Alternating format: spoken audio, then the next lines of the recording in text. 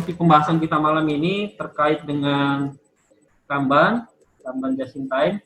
Jadi kita mulai dari sejarah perkembangannya dulu. Sejarah perkembangannya gimana sih asal mulanya muncul ide just in time. Yang kedua kita fokus ke Kanban aja, karena salah satu tools yang paling dominan di just in time itu adalah alat bantu namanya Kanban. Dan nanti kita akan lihat contoh-contoh implementasi Kanban pada sistem just in time. Dan juga ada juga nanti saya tampilkan contoh-contoh penggunaan Kanban lainnya. Jadi Kanban ini tidak hanya dipakai untuk di manufaktur aja, tapi bisa juga untuk beberapa proyek atau pekerjaan lainnya. Contohnya mungkin kalau kalian masih ingat di proyek rekayasa, ada namanya Kanban tools itu ya, untuk mengatur ritme pekerjaan. Nah, itu salah satu implementasi Kanban sebenarnya. Oke, lanjut. Nah, ini nih. Jadi just in time, kita mulai bahas just in time. Sejarah awalnya itu dibuat atau diciptakan sama orang Jepang. Jadi orang Jepang ini berusaha untuk mengatasi masalahnya, karena kita tahu secara geografis sebenarnya negara Jepang ini sumber daya alamnya sangat terbatas.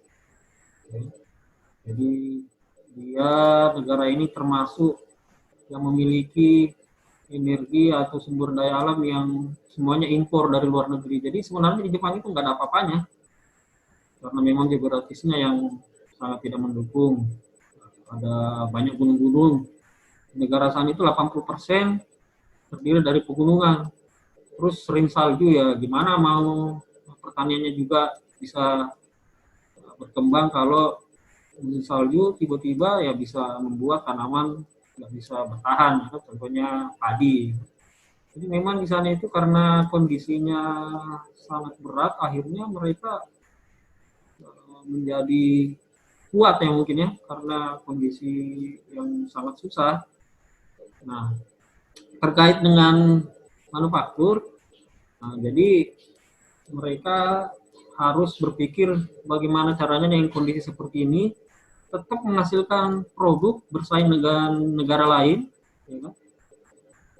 Negara lain untuk menghasilkan produk yang kualitasnya tinggi, tetapi kalau bisa kosnya yang rendah. Nah, setelah mereka berdiskusi menghasilkan suatu konsep inovasi yang mana untuk menghemat bahan baku, tempat terutama karena sana tempat space adalah sedikit sekali, banyak gunung-gunung, itu lokasinya sempit, nggak seperti Indonesia yang sangat luas, ya kan? Terus ya harga tanah jadi mahal karena lahannya memang sempit. Nah, dari sanalah mereka membuat suatu konsep namanya just in time. Jadi kalau kita terjemahkan secara harfiah, just in time itu tepat pada waktunya ya. Tapi itu filosofinya lebih dalam lagi. Maksudnya sini tepat pada waktunya, barang itu ada tepat pada waktunya dengan kuantitas yang diinginkan, termasuk kualitasnya. Jadi di sini ada namanya kualitas. Jadi kalau cuma barangnya datang tepat waktu, tapi kualitasnya nggak bagus, ya itu bukan just in time. Karena kalau barangnya contohnya yang di order adalah 50, oke lah datang 50, tapi ada cacat ternyata. Ada cacat sekitar 5, ya kan? Berarti kuantitasnya berkurang, berarti dia tidak sepenuhnya just in time. Ya. Jadi itu adalah konsep dan sistem adalah barang itu tepat jumlahnya, tepat juga kualitasnya. Ya. Jadi begitu diinginkan langsung ada, nggak harus menunggu, nggak berlebihan. Jadi tidak banyak, nggak kurang dan pun nggak lebih juga, jadi pas-pas gitu ya. Gitu ya. Jadi itu konsep dasar dari just in time. Nah, ini kalau sejarahnya ya tadi kita sudah lihat bahwa di Jepang itu menciptakan konsep just in time, tapi kalau kita lebih spesifik lagi, yang menemukan itu adalah salah satu perusahaan Jepang, Toyota. Jadi Toyota memang salah satu acuan dari bukan cuma perusahaan Jepang tapi seluruh dunia banyak mengadopsi metode atau inovasi-inovasi yang dibuat oleh perusahaan Toyota. Nah, di sini kalau kita lihat pendiri Toyota itu adalah penciptanya atau penemu mesin tenun. Nah, jadi awalnya Toyota itu sebenarnya cuma pabrik tenun, bukan pabrik mobil seperti sekarang ya kan. Nah di sini pendirinya adalah Sakichi Toyoda namanya ya. Nah mungkin ada pertanyaan, namanya Toyoda, tapi kok nama perusahaannya Toyota ya kan? Ya ini karena ini pengalaman pribadi saya juga, orang Jepang itu nggak bisa menyebut huruf D. Biasanya kalau contohnya apalagi itu tulisannya sebenarnya depannya itu Toyoda, ada da, tapi sebenarnya lidahnya nggak bisa D, dia bacanya Toyota juga. Nah ini untuk menyesuaikan lidah orang asing, dia coba aja lah, nggak apa-apa, nggak usah pakai Toyota sesuai dengan penemunya, dia pakai nama Toyota. Nah, terus ada yang tahu juga nggak? Mungkin beberapa udah tahu juga mungkin ya. Kalau logo Toyota ini sebenarnya adalah semua memuat huruf daripada Toyota. Jadi kalau T ini adalah T, ini lingkaran, sama ini hurufnya T. Kalau lingkaran yang di sini O-nya, Y-nya ya ini, ya kan, di atas sama yang di bawah, Y. Terus O lagi, T lagi, dengan A. Yang A adalah yang kecil di tengah ini ya. Ini sama ini. Jadi logo ini sebenarnya memuat huruf-huruf daripada perusahaan Toyota juga. Ya mungkin beberapa kalian sudah tahu juga mungkin. Oke, kita kembali ke sejarah penemunya just in time. Jadi pendirinya Toyota ini, Sakichi Toyoda, pertama-tama awalnya membuat mesin tenun. Setelah melihat ternyata kebutuhan negara Jepang pada saat itu adalah lebih banyak otomotif, dia mengembangkan usahanya untuk membuat pabrik otomotif, atau mulai dengan kita kenal dengan mobil.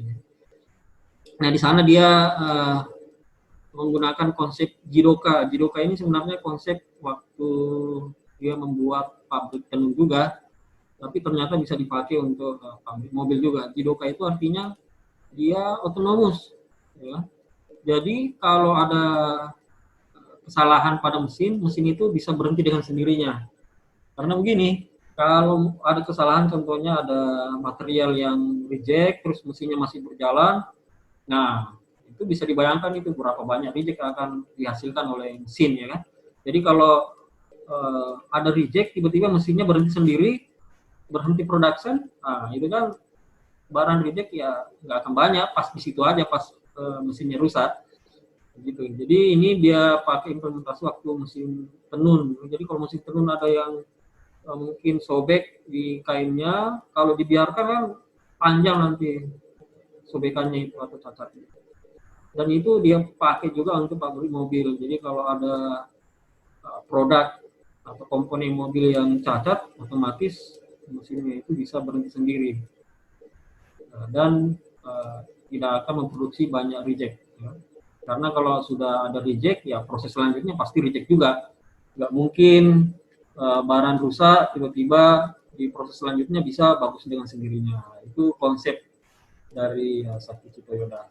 Atau biasa dikenal orang yang istilah garbage in, garbage out. Jadi kalau memang sudah rusak awalnya, mau sampai proses selanjutnya berapa kali pun pasti akan rusak. Nah selanjutnya diikuti oleh anaknya, atau ini apa lagi tuh, anak tirinya kalau nggak salah ini, Ichiro Toyoda, bisnisnya ini. Nah di sini karena Toyota pindah bisnis ke mobil, dan pada saat itu acuan semua pabrik otomotif adalah pabrik Ford, pabrik mobil. Dimana kita kan tahu pencipta mobil adalah Henry Ford ya. Sampai sekarang pun ada pabrik Ford ini. Jadi anak keturunan daripada Sakichi Toyoda ini, Ichiro Toyoda, berangkat ke Amerika untuk studi banding atau benchmarking bagaimana sih sistem pabrik mobil yang ada di Amerika, sampai terkenal di mana-mana. Karena ya memang pada waktu itu pabrik Ford adalah acuan dari semua pabrik otomotif yang ada di dunia. Nah, waktu dia studi banding, dia membawa ide atau membawa oleh-oleh ada namanya sistem conveyor atau bam berjalan. Karena pada waktu itu di Toyota belum ada teknologi conveyor, makanya dia mengadopsi teknologi conveyor yang dipakai sama Henry Ford atau pabrik Ford. Nah, disitulah muncul konsep full system. Nah, full system ini nanti kita bahas. Yang jelas full system ini adalah sistem tarik, ya kan? Kalau kita terjemahkan sistem tarik. Dan mulailah ada namanya Hejumka. Hejumka itu adalah membuat sistem produksi menjadi seimbang, leveling. Nah, di situ berkembang menjadi suatu sistem yang sangat general, yang akhirnya menjadi acuan banyak perusahaan sampai sekarang, khususnya otomotif, yaitu JIT, Just in Time. Nah, berkembangnya perusahaan Toyota pada tahun 1956 lagi, ada engineer. Jadi yang terakhir ini, foto yang terakhir ini adalah engineer. Dia bukan direkturnya Toyota ya, tapi engineer-nya Toyota. Namanya Taiichi Ohno. Jadi dia lepas dari silsilah keluarga Toyota. Nah, kita kan tahu beberapa perusahaan di Toyota itu, tapi itu perusahaan keluarga yang mirip-mirip di Eropa atau Amerika juga. Nah, pada waktu itu ada engineer-nya yang sangat kreatif dan sepertinya banyak ide-idenya dan menjadi kesenangan Ichiro Toyoda. Untuk mengembangkan pabrik Toyota, dikirimlah Taiichi Ohno ini ke Amerika untuk studi banding lebih lanjut atau benchmarking. Nah, tapi anehnya si Taiichi Ohno ini sampai di Amerika. Nah, di sini Amerika pada tahun itu ada perusahaan baru lagi namanya General Motor, dan itu terkenal canggih juga ya. Jadi misi daripada Taiichi Ohno ini adalah selain belajar ke Ford untuk melengkapi oleh-oleh yang pernah diterima oleh Ichiro Toyoda, dia juga ke General Motor, perusahaan baru yang berkembang pada tahun itu yang sangat terkenal, yang perkembangannya sangat pesat, GM. Jadi GM sama Ford ini luar biasa berkembang menjadi acuan beberapa perusahaan. Hanya dikirimlah Taiichi Ohno ke sana ya. Nah, jadi dia dikirim untuk mempelajari konsep apa sih yang berkembang di sana yang bisa diadopsi. Tapi ternyata Taiichi Ohno ini malah jarang ke General Motor sama ini ke Ford. Malah dia lebih banyak menghabiskan waktunya supermarket. Nah, ini kan menjadi cerita menarik lagi nih dan membuat penasaran. Kenapa sih Taiichi Ohno ini lebih sering termenung di supermarket daripada ke pabrik lihat sistem yang ada di GM sama di Ford. Nah, kok bisa dari supermarket dia bisa mengembangkan ada yang namanya Kanban, ya kan? Jadi kalau yang Kaizen full system dikembangkan ini sebenarnya Taiichi Ohno udah merupakan inovasinya sebelum ke Amerika. Nah, Kanban ini setelah dia balik dari Amerika. Yang awalnya disuruh belajar dulu ke GM sama Ford, tapi dia malah belajar filosofinya supermarket menghasilkan konsep namanya Kanban. Dari situlah Kanban tercipta dan akhirnya dipakai ke seluruh dunia sampai sekarang. Sampai sekarang ini kalau perusahaan-perusahaan manufaktur di Batam pun banyak dipakai ini, terutama yang elektronik. Dan akhirnya ya ini menjadi fondasi dari perusahaan Toyota. Jadi antara Jidoka sama Just in Time dia mensupport Toyota untuk menghasilkan produk yang berkualitas, yang mana bisa memiliki produktivitas dan biaya yang efektif. Nah, kita lanjut ke ini tadi supermarket. Gimana sih ceritanya itu ya? Ya kita tahu kok dari supermarket muncul Kanban. Oke, jadi gini nih. Jadi ini kalau kita lihat gambar supermarket ya, ini mungkin pada masanya Taiichi Ohno seperti ini. Nah, ini yang pelajaran didapatkan sama Taiichi Ohno. Mungkin kalian kalau supermarket cuma perhatikan makanan mungkin ya, nggak perhatikan sistemnya seperti apa sih ya kan. Padahal kalau diperhatikan, pernah nggak kalian Ya lihat, rak-rak semua di sini, jarang yang kosong ini, selalu penuh dia. Terus rapi semua ini rak-rak di supermarket ini ya. Berjejer rapi, terus diatur dari mungkin date expirednya diatur, ya kan? Nggak pernah habis. Dan saya pun biasanya kalau ke supermarket, ya nggak pernah, jarang sekali lah, mungkin sekali-kali aja dapat di satu kolom ini, oh ada yang kosong nih. Biasanya selalu ada aja isinya. Jadi apapun yang dibutuhkan selalu ada tanpa telat. Petugasnya selalu lincah mengisi. Nah inilah yang diadopsi sama Taichi Ono. Oh ini kalau di pabrik, kita kan biasanya di pabrik, kadang kalau dari workstation 1 ke workstation 2, workstation satunya udah habis material yang akan diproses. Nah workstation 2 jadinya menunggu. Jadi apa yang dibutuhkan kadang nggak ada yang tersedia. Gimana kalau diadopsi supermarket ini? Karena di supermarket ini apa yang dibutuhkan selalu ada aja di rak-rak itu, tersusun rapi lagi. Ya kan? Wah ini kayaknya bisa diimplementasi nih ke pabrik. Jadi biasanya sistem Kanban itu orang-orang sebut biasanya dengan sistem supermarket juga.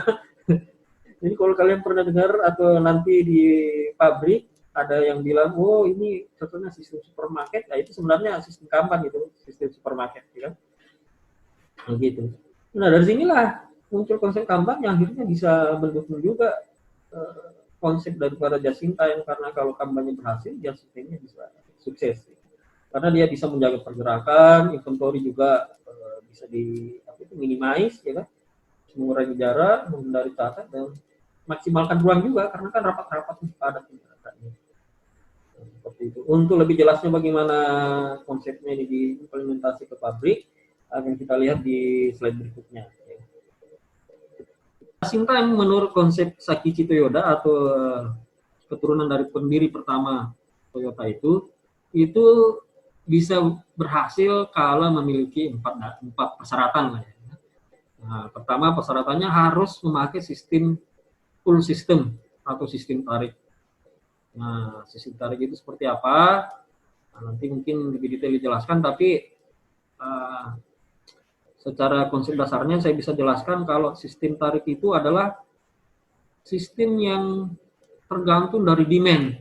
Jadi contohnya customer ingin produk 5 pieces. Ya udah 5 pieces satu itu aja yang dibuat. Itu namanya sistem tarik. Lawannya sistem tarik itu adalah sistem dorong atau push system. Itu metode lama yang banyak perusahaan-perusahaan dengan manajemen tingkat rendah yang memakai itu. Sistem push itu contohnya perusahaan itu memproduksi barang tipe A, B, dan C itu buat aja dulu. Jadi mereka membuat banyak kuantiti, simpan aja dulu di gudang. Nanti kalau ada pembeli, nanti dia laku gitu. Seperti itu maksudnya. Jadi bikin aja dulu, nanti kalau laku ya baru dikeluarkan dari gudang. Kan itu namanya sistem push. Jadi di push dari production. Tapi kalau sistem pull, dia ditarik, dia apa yang dibutuhkan ya itu yang diproduksi. Nah di sini kan kelihatan nih kalau sistem push itu kan simpan di gudang berarti butuh banyak inventory, butuh ada gudang atau apa gitu ya, atau halaman besar yang menyimpan produk-produk. Nah di situ kan kalau orang Jepang bilang wah ini kayaknya nggak cocok nih kalau di negara kita yang lokasinya sempit, tanah mahal ya. Kalau kita simpan barang butuh space besar, harus sewa tanah lagi atau beli lahan ya kan. Belum lagi nanti maintenance-nya. Contohnya kalau mesinnya disimpan atau mesin atau produk disimpan sampai 2-3 tahun, tiba-tiba dia berkarat. Wah, itu harus diservis lagi ya kan. Atau mungkin waktu selesai diproduksi dia masih bagus, tetapi begitu dibeli sama customer 3 tahun kemudian dia sudah rusak. Nah, itu kan sangat disayangkan. Makanya disitulah salah satu fungsi daripada full system. Jadi lebih hemat apa yang dibutuhkan customer itu yang harus dilakukan ya atau diproduksi. Tapi nggak semudah itu, tantangannya besar sekali karena di situ harus tingkat efisien sama efektivitas pabrik harus ditingkatkan kalau itu. Contohnya customer minta 3 produk A contohnya. Oke, langsung diinfokan ke perusahaan bikin. Tapi ada banyak masalah, mesinnya rusak, contohnya, terus ada reject, terus di reward. Nah itu kan customer menjadi menunggu lama, bandingkan dengan full system yang barangnya tersedia, begitu customer mau ambil ya tinggal ambil aja ya kan. Kalau full system kan dia gudangnya kosong nih, karena nanti dibuat barangnya itu pas ada kebutuhan dari customer. Jadi memang sistemnya harus handal kalau ini pakai full system punyanya Jasimpai. Jadi syarat pertama itu adalah full system, yang kedua dia harus continuous flow proses, maksudnya itu produksinya harus selalu berjalan.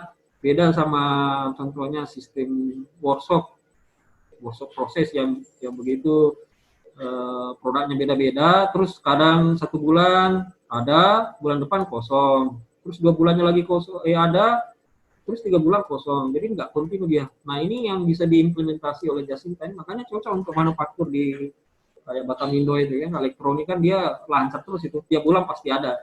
Kedua adalah Jasimpai ini hanya bisa digunakan untuk pabrik yang kontinu produknya berjalan. Jadi harus jalan terus. Gak bisa bulan ini kosong, bulan depan ini. Jadi memang marketingnya pun harus bekerja keras juga sih ya. Nah yang ketiga ada namanya Hejunka. Disinilah Kanban masuk. Ya kan? Jadi ada keseimbangan misalnya level production. Jadi contohnya jangan sampai ada penumpukan atau ada bottleneck. Contohnya di sini menumpuk barang, di sini kosong antri. Nah di sini menumpuk juga, di sini antri, di sini kebanyakan. Jadinya nggak seimbang ya. Jadi ada beberapa karyawan yang diam, ada yang terlalu sibuk. Gitu. Nah itu kalau begitu kan macet nih. Ini bisa menghambat waktu lead time atau proses time daripada suatu produk, ya kan? Yang kita janji sama customer, contohnya 1 bulan, bisa-bisa 2 bulan ini. Nah ini bisa mempertaruhkan branding, ya kan? Image branding jadinya, brand image daripada perusahaan, dan itu jelas kalau brand image-nya jelek, nah itu bisa mengurangi order atau loyalitas customer menjadi kurang. Nah yang keempat, yang terakhir adalah produksi berdasarkan apa yang dibutuhkan, kapan dibutuhkan, dan berapa banyak yang dibutuhkan. Ini Kanban juga masuk di sini. Nah inilah yang empat ini yang menjadi persyaratan untuk bisa implementasikan Jasimpai. Nah, ini ada 2 jenis continuous process. Ada yang kalau di pabrik-pabrik biasa kita lihat, ada yang sistem batch, contohnya stasiun A, pindah ke B lagi, mejanya terpisah-pisah ya. Terus dari B pindah ke C. Ada juga yang mejanya satu panjang dia. Dia memakai one piece flow, ada work cell. Nah, kalau dari beberapa rekomendasi sebenarnya yang work cell ini yang paling efisien dan banyak disarankan. Dan sebenarnya sudah melewati berbagai uji coba. Yang paling efektif dan waktunya paling singkat adalah work cell daripada yang terbatch. Nah ini mungkin apalagi itu persyaratan dari full system, bagaimana caranya bisa membuat full system ini terjadi, ya harus presisi produksinya, konsumsinya harus betul-betul sesuai dengan aktual, yang ada yang kurang atau lebih. Dan dia membutuhkan lots yang kecil aja, inventory-nya kecil, waste-nya juga pemborosan bisa berkurang, ya kan? Manajemen bisa melihat, apalagi itu mengetahui, terus komunikasinya juga bagus. Nah, ini jadi beberapa keuntungan daripada full system. Kita lanjut. Nah, kita masuk ke Kanban. Nah, kita kan udah tahu tadi konsep daripada Jasimpai, yang mana persyaratannya ada 4. Nah, tulang punggung daripada Jasimpai itu adalah Kanban ini lah. Kanban ini yang diciptakan oleh Taichi Ohno yang belajar dari supermarket. Jadi kalau Kanban itu istilah sebenarnya dipakai zaman Lampung, masih zaman Shogun, kalau di kisah-kisah samurai kan di Jepang, itu sebenarnya artinya adalah lambang, ya kan, lambang. Jadi biasanya lambang itu dalam bentuk kayu atau logam, segel. Ya. Jadi biasanya kalau zaman samurai itu jual beli barang harus ada stempelnya atau ada segelnya. Stempel lah pakai seperti ini, ada inkannya ya, inkannya kalau ini. Biasa saya dengar orang-orang di sana bilang.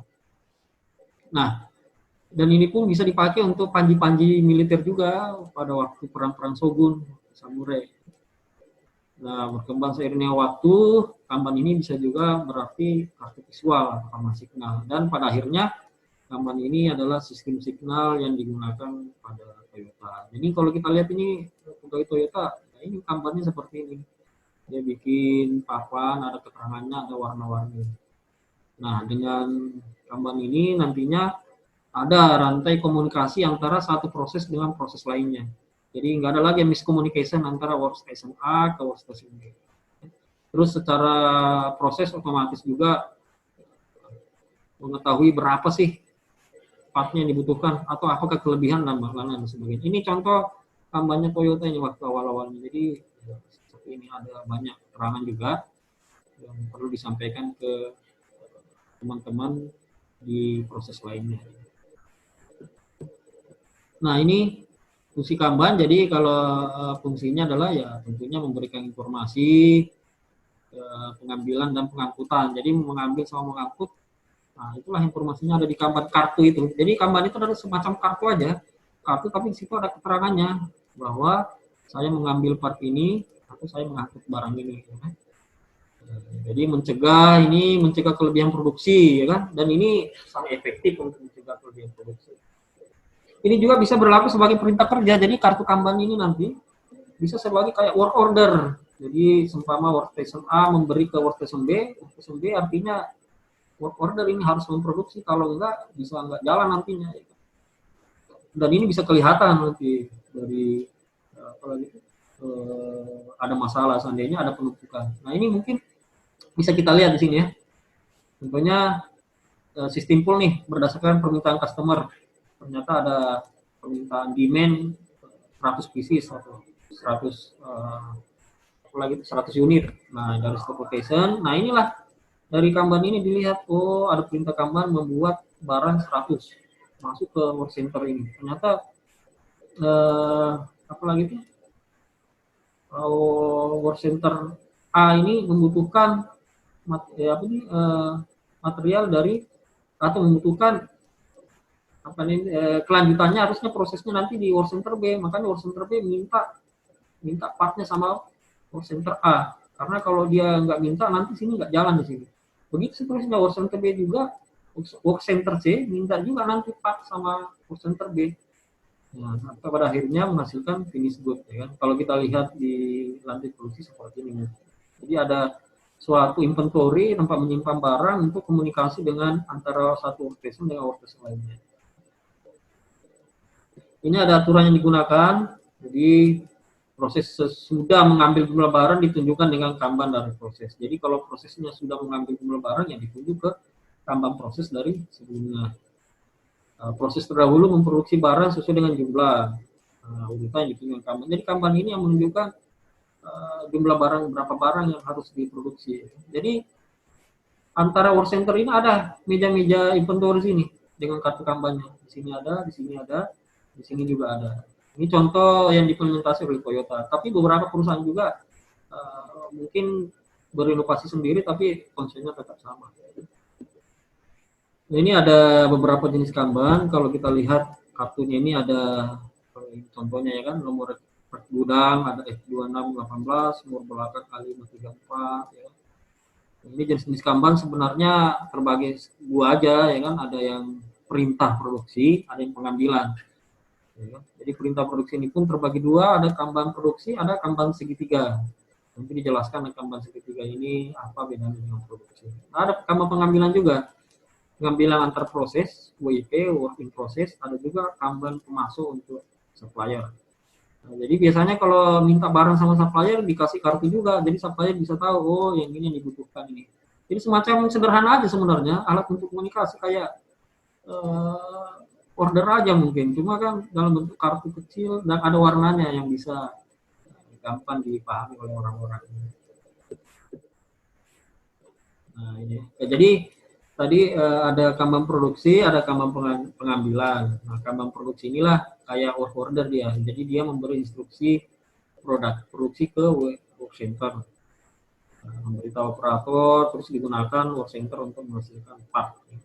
Nah Itu ada dua jenis juga, ada yang persegi panjang, biasanya dipakai untuk one piece flow, ada yang segitiga, biasanya untuk lot kecil. Nah, kamu pengambilan biasanya ada dua, antar proses dengan pemasok. Jadi mirip-mirip juga sebenarnya dengan ini, cuma ini lebih ke apalagi itu pemesanan. Kalau ini kan kayak instruksi perintah, kalau ini pesan. Ya kan? Jadi ini kalau kartu ini keluar berarti diminta memproduksi barang ini. Kalau ini kartu ini keluar berarti diminta mengirimkan, ya kan? Apalagi itu meminta barang yang dibutuhkan termasuk ke supplier.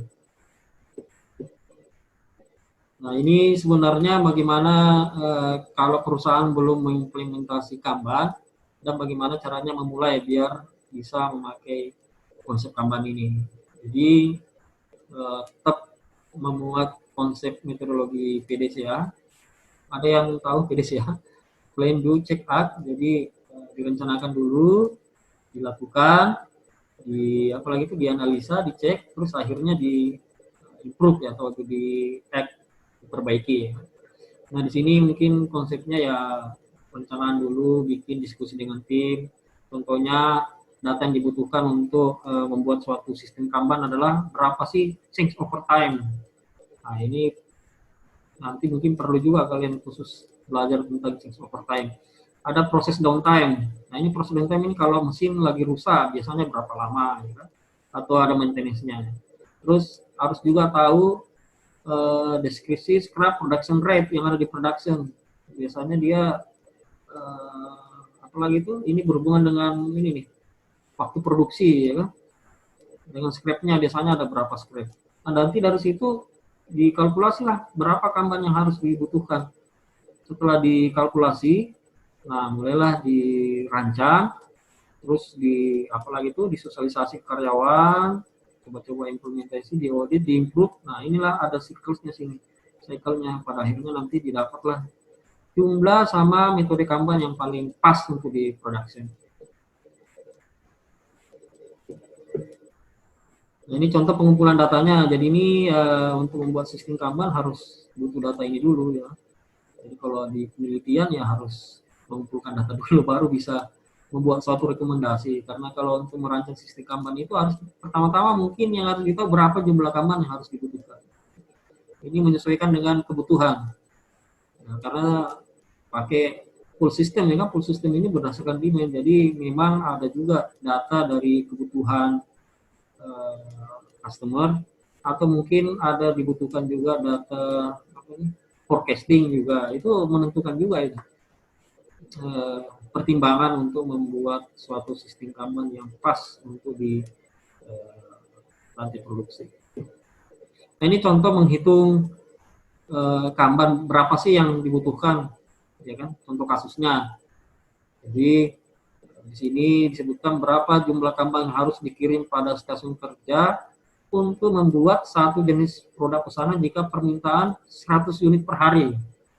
Nah, ternyata ada demand dari customer 100 unit per hari. Nah, di perusahaan itu stasiun kerja beroperasi satu shift ya kan, satu shift aja, bukan 3 shift. Jadi kalau 3 shift itu kan dari pagi sampai sore, diganti sore sampai malam sampai pagi. Ini ternyata perusahaan ini cuma 8 jam aja operasinya per hari. Terus yang tersedia di shop floor atau di lantai produksi itu adalah kontainer, ukur dia sebanyak 25 unit. Nah, ini faktor keamanan, biasanya faktor safety 0,1, di beberapa mungkin juga sering dimasukkan. Nah, waktu setup mesinnya 28 menit. Jadi setiap suatu operasi lalu di set dulu mesinnya rata-rata 28 menit baru bisa mulai berproduksi. Nah, waktu proses time-nya atau waktu proses satu kali buat partnya itu adalah 4 menit. Waktu tunggu, nah ini nih, waktu tunggu 170 menit. Jadi biasanya stasiun berikutnya itu menunggu sebanyak 170 menit baru bisa mulai kerja lagi setelah proses sebelumnya selesai mengerjakan partnya. Nah, ini waktu transport 2 menit per kontainer. Jadi biasanya workstation satu dengan yang kedua itu ada jaraknya, dan di sini dibutuhkan biasanya orang logistik biasanya pakai kontainer atau pakai lori mungkin ya, bukan bukan lori didorong pakai kereta yang di sini kasusnya dia butuh 2 menit per kontainer pemindahan kontainer. Dan di sini ada rumusnya nih, rumusnya adalah NDL 1,0 ini, tapi dicari dulu L-nya. L-nya adalah satu lead time-nya. Di sini kan 28 dari mana ya, setup-nya 4 kali 25 4 menit 25 unit ya kan, 170 waktu tunggu ditambah 2 menit dikali dibagi 68 karena kan 8 jam per hari ya kan. Nah, makanya 0,625 hari lead time-nya ini, lead time-nya untuk buat apa gitu. Ini 60 ini hitungan 1 jam ini ya. Kan 8 kali 60 berarti 8 jam per hari. 60 kali 8. Nah, inilah rumusnya NDL 1,0 ditambah A per Q. Ya kan? Nah, ini kan 0,625 hari, D-nya adalah 100. Ya kan? 100 unit per hari, 0,625 hari. Ditambah faktor keamanan dengan 1,0 sesuai rumus dibagi 25. 25 ini 25 unit. Akhirnya dihasilkan 2,75 atau dibuatkan menjadi 3 kamar. Jadi contoh perhitungannya aja, jadi ya mungkin dibutuhkan 3 kartu atau 3 kontainer. Kanban biasanya 1 kontainer ada isinya 1 kanban. Nah, sebenarnya ada juga Excel-nya juga ini, jadi tinggal diisi aja langsung keluar dia. Tapi minimal kalian harus tahu dulu rumusnya ya kan. Nah, ini nih contoh perancangan sistem Kanban. Di sini ada rak lagi ini Kanbannya. Ini antara workstation, anggaplah workstation 4, workstation 5. Pergerakan produksinya mungkin ke arah kanan, tapi pergerakan Kanbannya ya, ke arah kiri berlawanan dia. Aliran Kanban ini aliran Kanban. Ini aliran unit fisik. Nah, jadi workstation ini sama ini 4 sama 5, di sini ada meja Kanban di sini. Ada inputnya. Di sini ini nih contohnya ini. Kanban holding. Nah, di sini production Kanban, P-nya.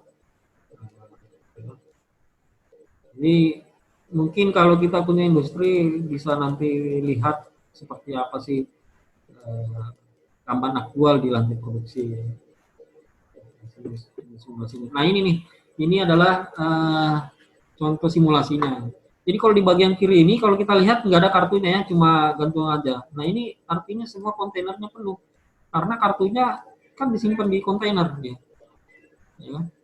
Jadi kalau kontainernya penuh berarti kosong di sini digantung. Nah, yang ini adalah kontainernya kosong. Ya. Jadi kalau kosong kontainernya dipasang di sini. Jadi semua nanti operator atau mungkin manajemen atau proses berikutnya lihat tuh ada kartu digantung ini warna merah lagi, warna merah biasanya ini yang paling urgent dibutuhkan.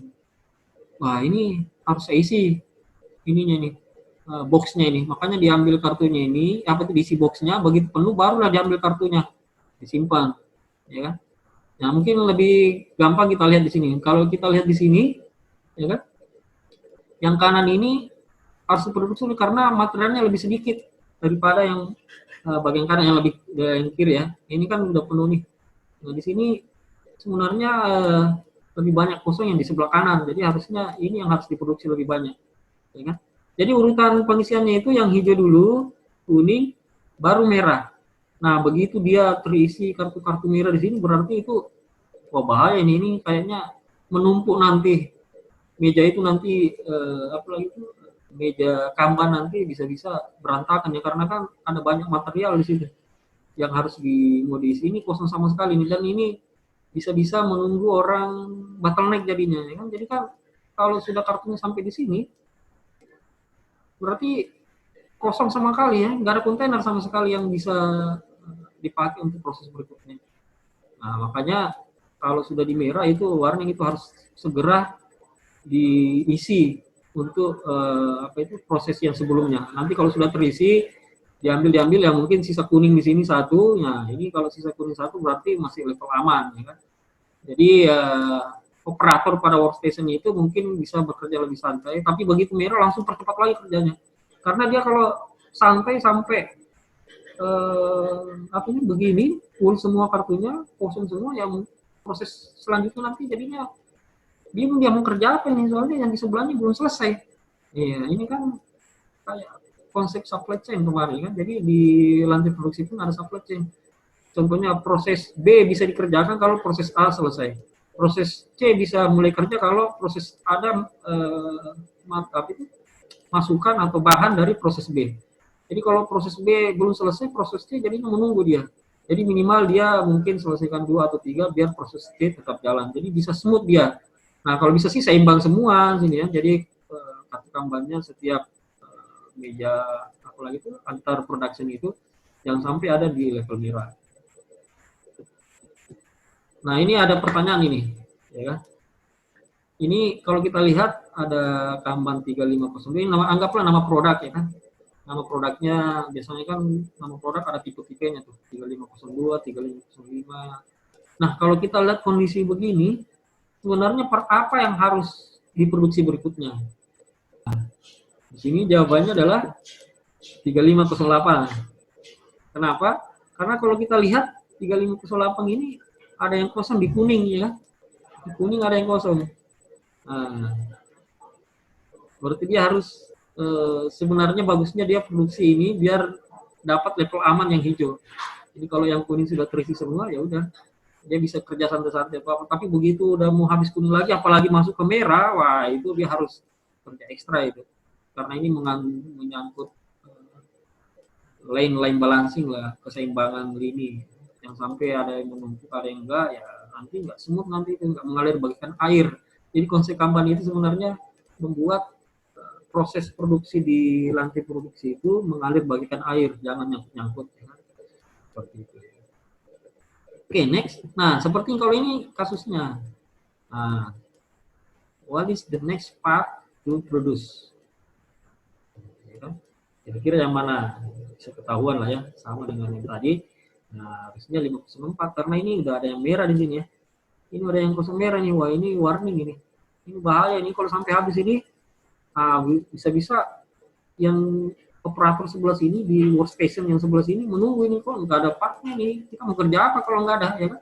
Ibaratnya kalau orang mau menjahit, kalau kehabisan kain lah mau jahit apa ya kan? Seperti itu ya. Jadi betul-betul konsep Kanban ini luar biasa bisa membuat produksi menjadi smooth berjalan. Seperti itu. Nah, ini beberapa contoh Kanban yang bisa kita lihat kalau di gudang mungkin ya, gudang baut lah, ya kan. Jadi diisi dulu di sini. Nanti kalau habis di sini disisakan sedikit ya warna merah. Ini kalau sudah apalagi itu petugas user sudah mengambil di kotak kecil yang merah ini berarti hati-hati ini sudah mau habis barang ini, segera order. Kalau begitu ordernya datang, nah diisi lagi lah yang aman di sini. Ya. Jadi sebenarnya ya inilah konsepnya, ambil begitu habis diputar ininya lacinya ya warna merah jadinya yang kelihatan. Jadi jarak jauh sebenarnya yang punya gudang itu tahu kok laci di sana itu ada yang warna merah, oh jangan-jangan ada yang sisa sedikit. Nah itu menjadi kode signal. Coba bayangkan kalau ini warnanya biru semua, tiba-tiba nanti habis baru ketahuan. Padahal pada waktu itu mungkin mau dibutuhkan urgent, padahal nggak ada lagi stok. Nah, inilah gunanya salah satu konsep. Jadi untuk replenish tambahan. Nah ini beberapa contoh lain lagi. Jadi mungkin waktu terbatas saja, kita lihat yang contoh yang lebih gampang. Nah ini sebenarnya untuk kayak safety stok juga sebenarnya ini. Jadi kalau sudah red zone itu kalau bisa dihindari jangan sampai masuk ke apalagi itu red zone karena itu bisa membuat stok menjadi betul-betul habis ya. Nah ini kalau sudah masuk red zone seperti ini udah ini bahaya ini berarti kode ini ya. Kode bahwa bisa menghambat produksi. Nah ini yang paling aman ini. Ini karena dia ada di level yang green semua. Nah ini improve Kanban tadi kan di metodologi PDCA, plan do check out.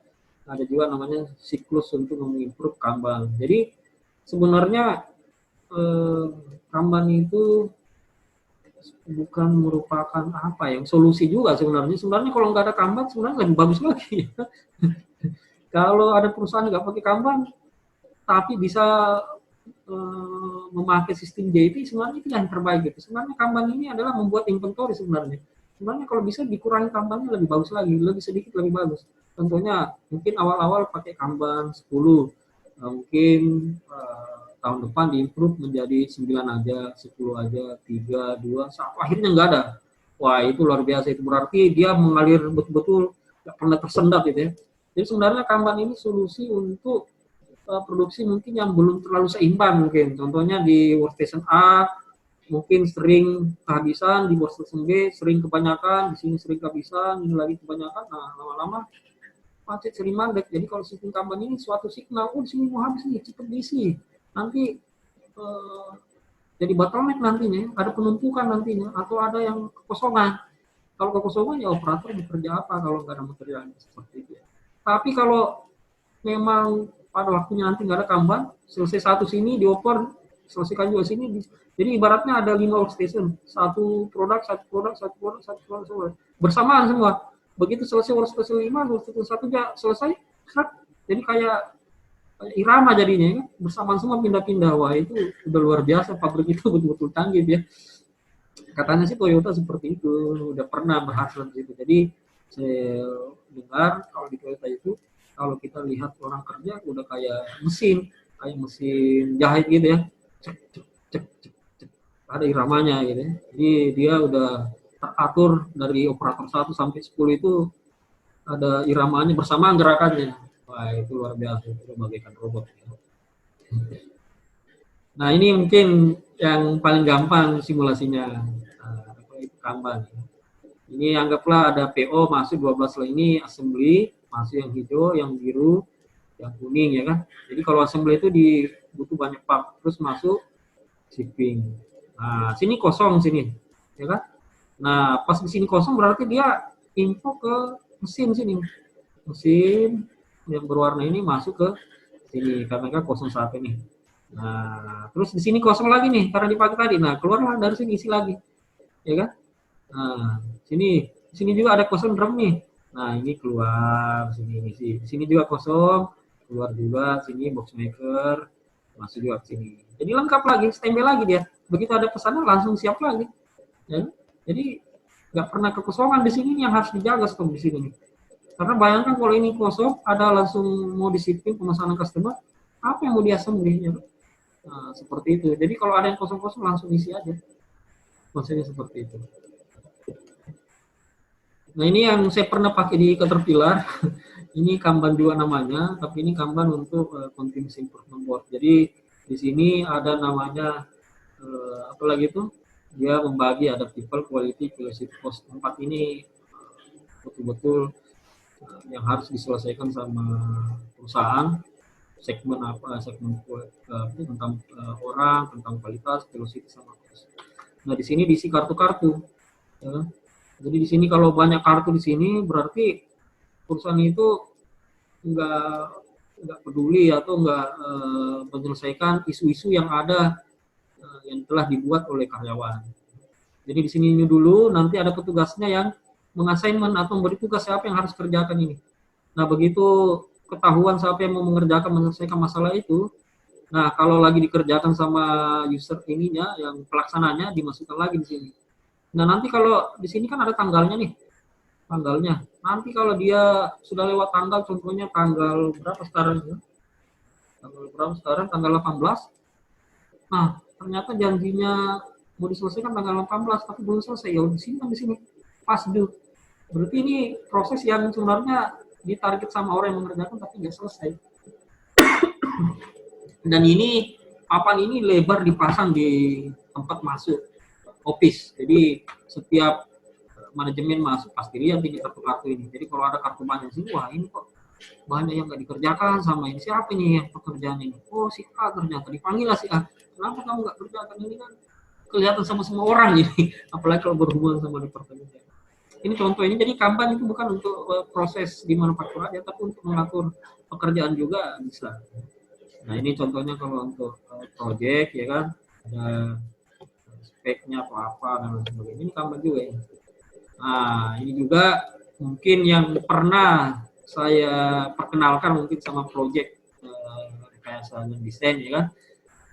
Nah ini untuk mengatur pekerjaan ini, contohnya nah ini yang harus dilakukan, ini apalagi itu yang nantinya pekerjaan selanjutnya setelah ini selesai yang dikerjakan. Task in progress dikerjakan yang 2, nah ini complete, akhirnya selesai. Nah ini yang mungkin ya, ini biasanya saya pakai untuk mengerjakan pekerjaan saya biasanya, to do, doing, sama done. Jadi kalau to do saya ada 2, ada 5 di sini, doing-nya kosong, berarti saya cuma banyak rencana aja, tapi nggak ada realisasi. Oke. Nah ini biasanya kalau nulis skripsi, biasanya mahasiswa saya perkenalkan untuk memakai sistem Kanban. Jadi contohnya targetnya bab 5 ini harusnya dia sudah melakukan revisi bab 2 atau bisa revisi bab 1 judulnya udah oke. Jadi kalau seimbang begini enak ini kerjaan mengalir bagian air, jangan sampai semuanya menumpuk tiba-tiba dipaksa harus selesai semua dari bab 1 sampai akhir. Oke.